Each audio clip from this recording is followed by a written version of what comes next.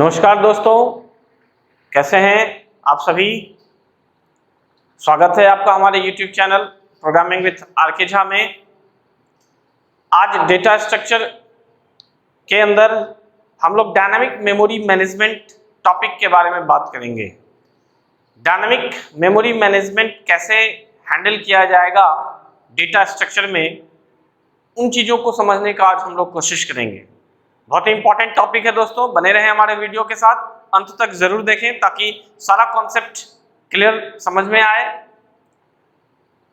और आज जैसे ही हम लोग डायनामिक मेमोरी मैनेजमेंट का बात करना शुरू करते हैं दोस्तों, डायनामिकली वर्ड ही जब भी यूज होने लगेगा और इन चीजों का इंप्लीमेंटेशन अगर सी के थ्रू होने वाला है तो ऑब्वियसली पॉइंटर्स का कॉन्सेप्ट यूज होना शुरू हो जाता है।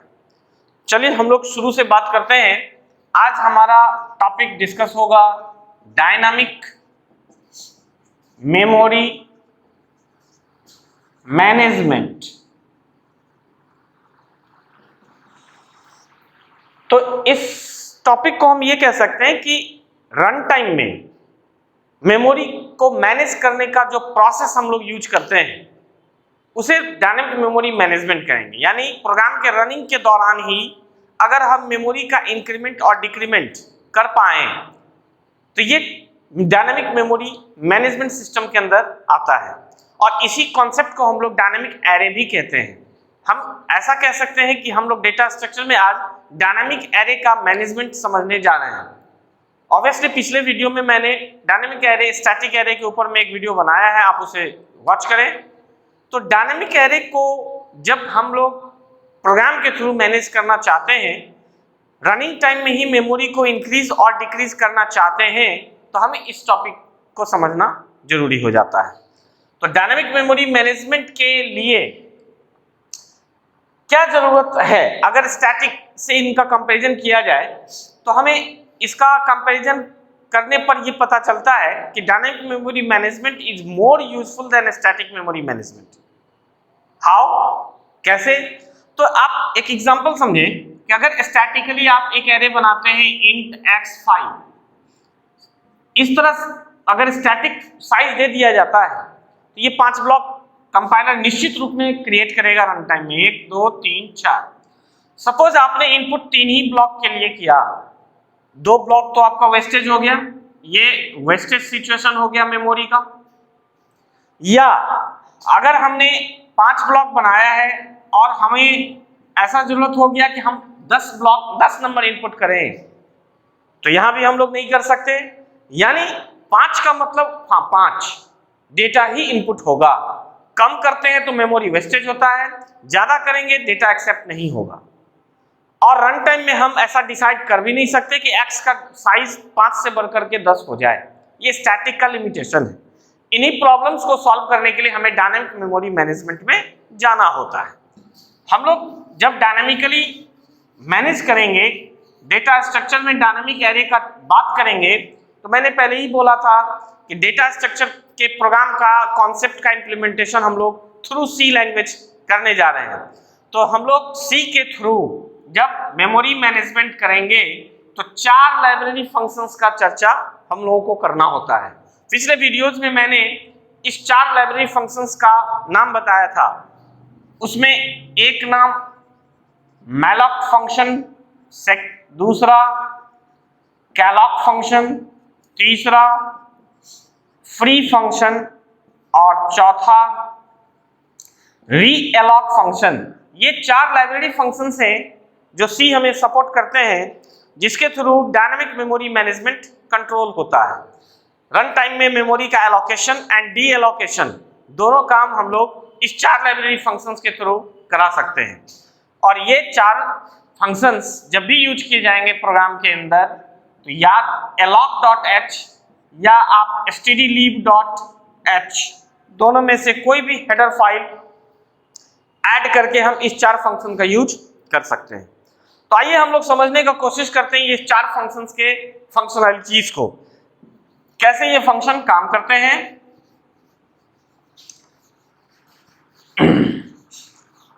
दोस्तों मैलॉक और कैलॉक, यहां हम लोग मैलॉक और दूसरा कैलॉक, ये दोनों फंक्शंस को लेकर के चलते हैं ताकि दोनों में हमारा कंपैरेटिवली डिफरेंसेस भी समझ में आ जाए। चूंकि दोनों में एलॉक लगा हुआ है, इसका मतलब ये दोनों मेमोरी एलोकेशन का काम करता है। मेमोरी एलोकेशन मतलब मेमोरी क्रिएट करना रनिंग टाइम में, लेकिन मैलॉक मतलब मेमोरी एलोकेशन। मैलॉक का पूरा नाम क्या होगा?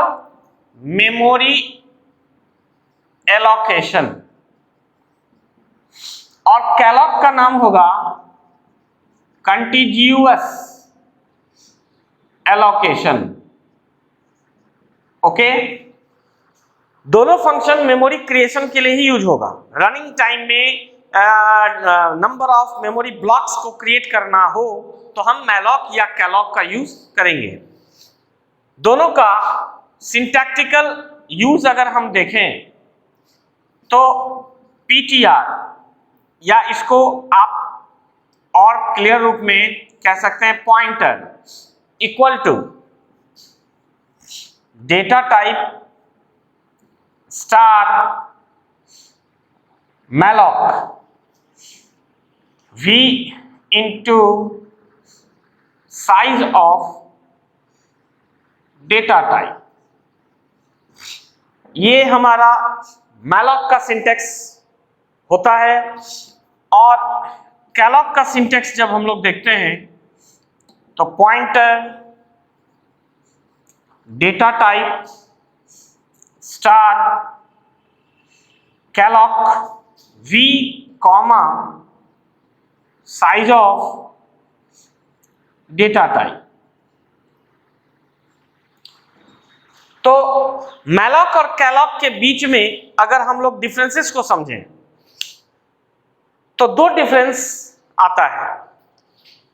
First one is malloc function के अंदर नंबर ऑफ पैरामीटर्स जो होते हैं वो एक होते हैं, सिंगल। यहां से यहां तक ये सिंगल पैरामीटर हुआ, यहां से यहां तक ये एक सिंगल पैरामीटर हुआ, क्योंकि फंक्शंस के अंदर पैरामीटर का सेपरेशन कॉमा से होता है। यहां तो कोई कॉमा दिख नहीं रहा, मतलब ये मैलॉक फंक्शन सिंगल पैरामीटर पे काम करता है।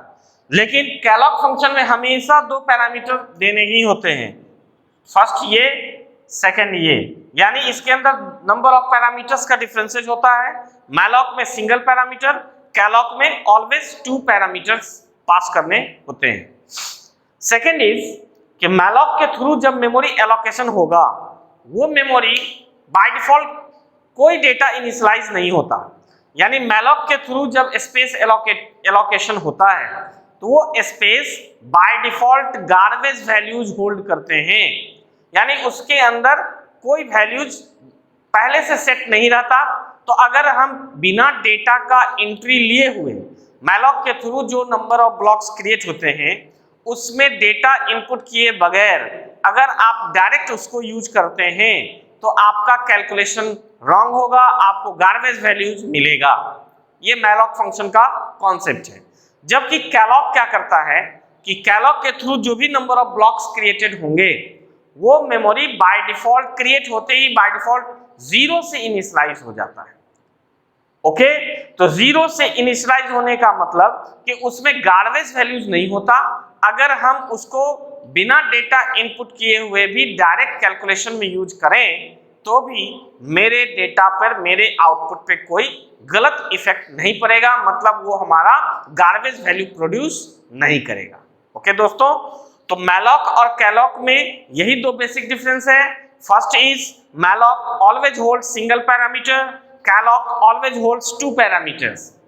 Second difference is malloc doesn't assign initial values into its allocated memory, whereas calloc automatically initializes 0 to its allocated memory. Okay? अब हम लोग इसको एग्जाम्पल के थ्रू डिस्कशन करें। एग्जाम्पल को समझिए कैसे ये दोनों काम कर रहे हैं।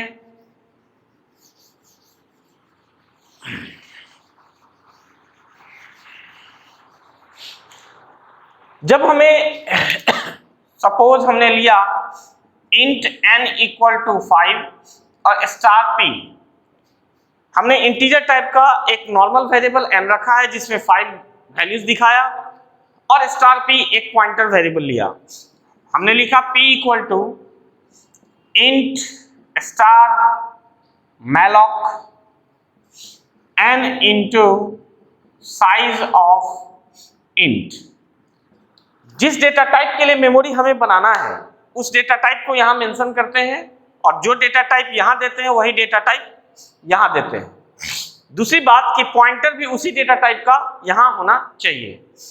मैलॉक अब कैसे मेमोरी काम क्रिएट करेगा और काम करेगा, तो मैलॉक n 5 है, 5 into size of int, size of int से 2 रिटर्न होगा क्योंकि इंट का साइज 2 बाइट होता है। तो ये total 10 bytes memory space create कर लेगा।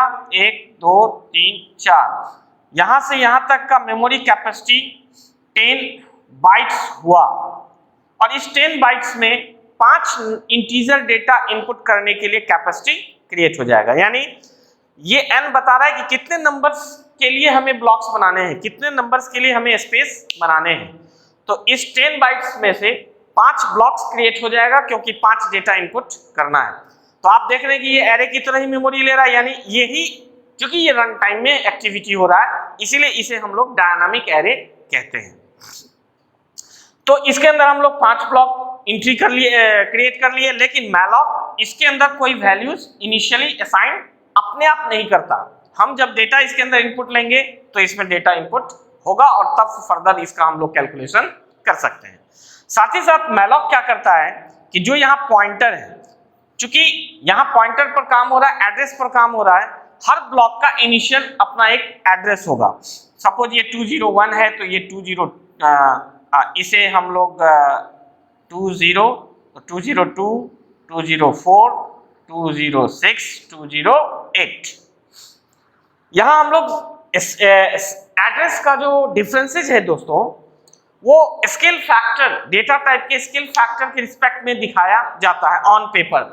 हालांकि एड्रेस क्या होगा ये हमारा प्रॉब्लम नहीं होता, ये इंटरनल फैक्टर है। जब हमारा काम है प्रोग्राम राइट करना, प्रोग्राम रन करने के दौरान इंटरनली क्या एड्रेस लोकेट होगा और क्या एड्रेस रहता है वो ओएस का काम होता है देखना। यानी इन चीजों को हम सिर्फ ऑन पेपर एक शो करने के लिए हम लोग एड्रेस एज्यूम करते हैं। हम अगर फर्स्ट ब्लॉक का एड्रेस 200 दिखाए हैं तो नेक्स्ट ब्लॉक का एड्रेस हम 2-2 बाइट के डिफरेंस पे दिखाएंगे, इसलिए कि हम इंट डेटा टाइप पे अभी काम कर रहे हैं। तो एड्रेस का एलोकेशन सिस्टम, एड्रेस का नेमिंग असाइनिंग सिस्टम जो है वो इसी कॉन्सेप्ट पे काम करता है, इसी सिद्धांत पे काम करता है कि जिस डेटा टाइप के लिए आप काम कर रहे हैं उसके अंदर कंटिन्यूअस मेमोरी जब एलोकेट हुआ तो एड्रेस का असाइनिंग उस डेटा टाइप के स्केल फैक्टर यानी साइज के रिस्पेक्ट में होना चाहिए। तो इसलिए हमने 200 लिया तो ये 202 204 यानी 2 बाइट का डिफरेंसेस दिखाया जा रहा है। मैलॉक फंक्शन काम करेगा कैसे, जब मेमोरी एलोकेट कर लेगा तो फर्स्ट ब्लॉक का एड्रेस, फर्स्ट ब्लॉक के एड्रेस को हम लोग बेस एड्रेस कहते हैं। ओके, तो बेस एड्रेस को इस पॉइंटर के अंदर असाइन कर देता है। यानी हम ऐसा कह सकते हैं कि मैलॉक से मेमोरी क्रिएट होने के बाद हमारा पॉइंटर फर्स्ट ब्लॉक के ऊपर सेट रहता है। ओके, चूंकि एरे का फर्स्ट ब्लॉक के एड्रेस को बेस एड्रेस कहते हैं और बेस एड्रेस रिटर्न करना मैलॉक का काम है, वो एड्रेस पॉइंटर के अंदर असाइंड हो जाता है। तो हम ये समझ सकते हैं कि मैलॉक से मेमोरी क्रिएट होते ही पॉइंटर हमारा फर्स्ट ब्लॉक के ऊपर सेट हो जाता है। फिर फर्दर पॉइंटर के ऑपरेशंस के थ्रू हम लोग इस पूरे ब्लॉक्स को हैंडल कर सकते हैं। वो हैंडलिंग कैसे होता है, फर्स्ट टाइम ये एक्टिविटी हुआ, फिर अगर हम p++ करेंगे या equivalent to p equal to p+1 करेंगे तो यहाँ पॉइंटर ऑटोमेटिक नेक्स्ट ब्लॉक के ऊपर जंप करेगा। यानी इस लाइन के बाद हमारा 1 2 3 4 पॉइंटर हमारा सेकेंड ब्लॉक के ऊपर सेट हो जाएगा और पॉइंटर के एरिया में हमारा 200 हट करके 202 हो जाएगा। तो इस तरह से हमारा ये, अब अगर हम इसको एक लूपिंग प्रोसेस के अंदर सेट कर दें तो एक ही पॉइंटर से आप पूरे मेमोरी ब्लॉक्स को मैनेज कर सकते हैं। हम लोग इन चीजों का प्रोग्रामिंग इंप्लीमेंटेशन देखेंगे। यानी इस तरह से हमारा मैलॉक फंक्शन काम कर रहा है। सेम चीज कैलॉक का भी फंक्शनलिटी सेम एज होता है, बस डिफरेंस क्या होगा, अगर हम कैलॉक के लिए एग्जांपल राइट करें, same process p equal to int star calloc, यहां n comma size of int, okay. Same process calloc function भी हमारा 5 ब्लॉक का एलोकेशन कर लिया, 1 2 3 4, यानी इसने भी 5 कंटिन्यूअस मेमोरी एलोकेट किया। ये इस हिसाब से काम करता है कि यहाँ जो नंबर्स हम लोग दे रहे हैं, नंबर ऑफ डेटा, वो उतने के लिए 2-2 बाइट का कंटिन्यूअस मेमोरी एलोकेट कर लिया। और ये क्या करता है कि ये कैलकुलेट करके नंबर ऑफ बाइट्स निकाल लिया, 10 बाइट्स, और उसमें नंबर जितना यहाँ हमने डेटा रखा है उतना के लिए ब्लॉक्स क्रिएट कर दिया। दोनों के वर्किंग प्रिंसिपल में डिफरेंस यही है।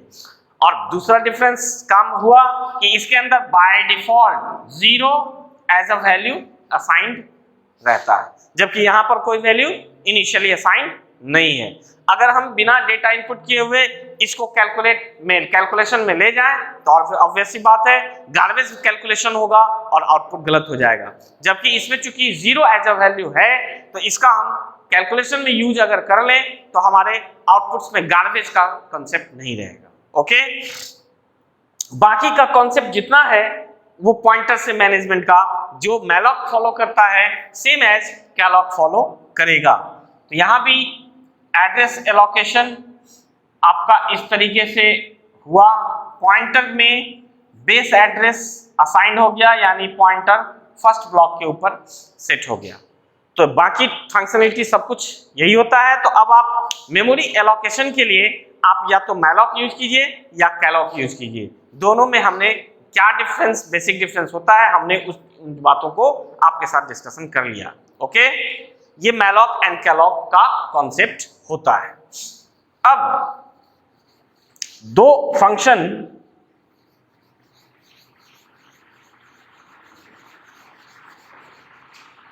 की मैं बात करने से पहले एक प्रोग्रामेटिक इंप्लीमेंटेशन दिखाने जा रहा हूं आपको, जिसमें डायनामिक एरे का आप मैनेजमेंट देखेंगे, समझेंगे कि कैसे हम लोग डायनामिक एरे हैंडल करने की बात करते हैं। स्टैटिक एरे साइज फिक्स करके एलोकेट होता है, डायनामिक एरे रन टाइम में हम अपने अकॉर्डिंग नंबर ऑफ ब्लॉक्स का डिसीजन ले सकते हैं और एलोकेशंस करवा सकते हैं, और उसके अंदर डेटा इनपुट ले सकते हैं, डेटा का आउटपुट ले सकते हैं। हालांकि हमारे मटेरियल में, हमारे नोट्स में आपको इन चीज़ों का और भी बहुत सारा प्रोग्रामेटिक इंप्लीमेंटेशन नजर आएगा, तो नोट्स को जरूर फॉलो करें। जैसा कि हम हर वीडियो में बोलते हैं, टेलीग्राम के माध्यम से लिंक आपको डिस्क्रिप्शन बॉक्स में शेयर किया जाता है, टेलीग्राम के माध्यम से आप नोट्स तक पहुंच सकते हैं। टेलीग्राम अपने मोबाइल में इंस्टॉल कर लें और नोट्स को स्टडी करें, नोट्स को समझें। और एक बात दोस्तों, हर वीडियो में ये बात बोलना पड़ता है कि आप मेरे चैनल को सब्सक्राइब करें, लाइक करें वीडियोज को और शेयर करें, ओके। बहुत बहुत शुक्रिया। देखिए अब हम लोग प्रोग्रामेटिक इंप्लीमेंटेशन अगर दिखाएं, implementation of dynamic array using malloc. मैं एक ही फंक्शन यूज कर रहा हूं, आप इसी प्रोग्राम में मैलॉक की जगह पर कैलॉक को भी डाल करके प्रोग्राम रन करवा करके चेक कर सकते हैं। जैसे देखिए हम आपके साथ शेयर कर रहे हैं stdio.h C का प्रोग्राम इंप्लीमेंटेशन, conio.h alloc.h हमने void main लिखा, यहां हमने एक वेरिएबल ले लिया साइज और एक पॉइंटर p नाम का ले लिया, एक i नाम का वेरिएबल ले लिया, ओके। CLR SCR हमने यूजर से एक इनपुट मांगा, एंटर साइज ऑफ एरे, यानी आपने प्रोग्राम में साइज एरे नाम कुछ नहीं लिया और एरे का कोई साइज भी नहीं लिया। अब हम यूजर से पूछ रहे हैं enter size of array, scanf %d ampersand size. यहां हमने साइज नाम का जो वेरिएबल लिया है उसमें यूजर से जो भी कुछ भी डेटा आएगा वो साइज नाम के वेरिएबल में हमने इनपुट ले लिया। उसके बाद हम मेमोरी एलोकेशन करवा रहे हैं, p equal to int star malloc size multiplied by size of int, okay. तो साइज में अगर यूजर ने दिया 10 तो 10 के लिए मेमोरी ब्लॉक्स बनेगा, 20 तो 20 के लिए मेमोरी ब्लॉक्स बनेगा, 30 तो 30 के लिए, 500 तो 500 नंबर्स के लिए ब्लॉक इस एक लाइन से क्रिएट हो जाएगा। और चूंकि ये इनपुट के बाद मेमोरी बन रहा है, यानी ये हमारे हाथ में है कि हम कितने नंबर ऑफ डेटा के लिए मेमोरी ब्लॉक्स बनाना चाहते हैं, और यही आपका डायनामिक एरे का इंप्लीमेंटेशन हुआ, ओके। उसके बाद आप एक लूप क्रिएट करके i equal to 1, i less than equal to size i plus plus, user से आप डेटा का इनपुट ले सकते हैं इस एरे में जो अभी क्रिएट हो रहा है, enter number in array, okay. scanf %d ampersand star p, और p प्लस प्लस हम लोग करते जाएंगे, p प्लस प्लस करेंगे। यही कॉन्सेप्ट हुआ पॉइंटर से पूरे ब्लॉक्स को मैनेज करना। p प्लस प्लस करने से next time p second block पर जाएगा, फिर नेक्स्ट जिस ब्लॉक को p पॉइंट करता है उसी ब्लॉक के लिए डेटा का काम स्टार p करता है, यानी p जिस ब्लॉक पे पॉइंटेड रहेगा डेटा उसी ब्लॉक पे एक्सेप्ट होगा स्टार p से। तो डेटा अभी चूंकि हमारा first time p first block को पॉइंट कर रहा है तो डेटा हमारा फर्स्ट ब्लॉक में एक्सेप्ट हो गया, फिर p प्लस प्लस हुआ यानी p सेकंड ब्लॉक पर गया, फिर नेक्स्ट टाइम लूप चला तो सेकंड ब्लॉक में डेटा इनपुट लेने के बाद फिर p प्लस प्लस हुआ यानी कि p थर्ड ब्लॉक पर गया। यानी इस तरीके से लूप चलता जाएगा और p एक एक ब्लॉक आगे बढ़ता जाएगा और हर ब्लॉक के अंदर डेटा हमारा इनपुट हो गया। उसके बाद हमारा अब काम है कि जितनी भी डेटा हमने इनपुट किया उसको हमको फिर से प्रिंट करना है ताकि हम देख सकें कि डेटा इनपुट हुआ या नहीं। तो फिर से हमें एरे के फर्स्ट ब्लॉक पर जाना होगा और एरे का फर्स्ट ब्लॉक का एड्रेस हमारा तो p में था, तो p तो अब यहाँ p लूप के अंदर प्लस प्लस होकर के p के अंदर बेस एड्रेस खत्म हो गया और वो चला गया लास्ट ब्लॉक पे। तो बेस एड्रेस हम लोग फिर कहाँ से लाएंगे, फर्स्ट ब्लॉक का एड्रेस कहाँ से लाएंगे? इसके लिए आप एक एक्स्ट्रा पॉइंटर p1 का यूज करेंगे, ऊपर में हमने डिक्लेयर कर दिया, और यहाँ पर p1 equal to p backup करेंगे, यानी जो भी बेस एड्रेस यहाँ एलोकेट होगा वो एड्रेस हम p1 दूसरे पॉइंटर में बैकअप कर दिया। इसके अंदर में p प्लस प्लस हो रहा है लेकिन p1 के अंदर तो बैकअप मेरा स्टोर्ड है। फिर से हम यहाँ पर मैसेज कर रहे हैं printf contents of array, array का कंटेंट्स क्या है तो p इक्वल टू p1, या तो p1 से भी आप प्रिंट कर सकते हैं या p का ही यूज करना है। तो फिर से p को p1 में असाइन कर दिया हमने, यानी p1 में जो बेस एड्रेस था वो वापस p में चला गया। फिर for i equal to 1, i less than equal to size i plus plus, और यहाँ आप उसको प्रिंट करने के लिए फिर स्टार p का यूज करेंगे और फिर p प्लस प्लस करेंगे और यहाँ आपका गेट ch और मेन का क्लोजिंग। इस तरह से आपने मैलॉक का यूज करके डायनामिक मेमोरी का मैनेजमेंट कर लिया। एक और प्रोग्रामेटिक डिफरेंस क्या दिख रहा होगा आपको कि जब स्टैटिकली एरे आप मैनेज करते हैं तो लूपिंग हमेशा 0 से चलाते हैं, क्योंकि एरे का इंडेक्स पर काम करने का मतलब है कि इंडेक्स हमेशा 0 से स्टार्ट होता है, इसलिए उस केस में हम लोग लूप को 0 से स्टार्ट करते हैं। लेकिन यहाँ हमारा मजबूरी नहीं है 0 से स्टार्ट करना, क्योंकि हम इंडेक्स नंबर पे काम नहीं कर रहे हैं, हम अभी एड्रेस पर काम कर रहे हैं। इसीलिए हम 1 से स्टार्ट करके इक्वल टू साइज तक भी चला सकते हैं, यानी नंबर ऑफ टाइम्स चलना यहाँ हमारा पर्पस है। तो ये डिफरेंसेज होता है।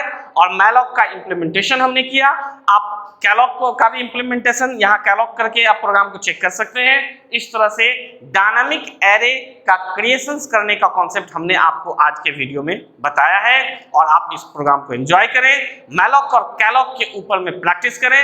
नेक्स्ट वीडियो में हम लोग फ्री और रीअलॉक फंक्शन के बारे में बात करेंगे, यानी डायनामिक मेमोरी मैनेजमेंट के पार्ट में सेकंड पार्ट में हम लोग दो और फंक्शन के बारे में समझते हुए और भी इसके ऊपर प्रोग्राम का बात करेंगे। तब तक के लिए आप लोग खुश रहें, प्रोग्राम को एंजॉय करें और हमारे चैनल को वॉच करते रहें। शुक्रिया, थैंक यू।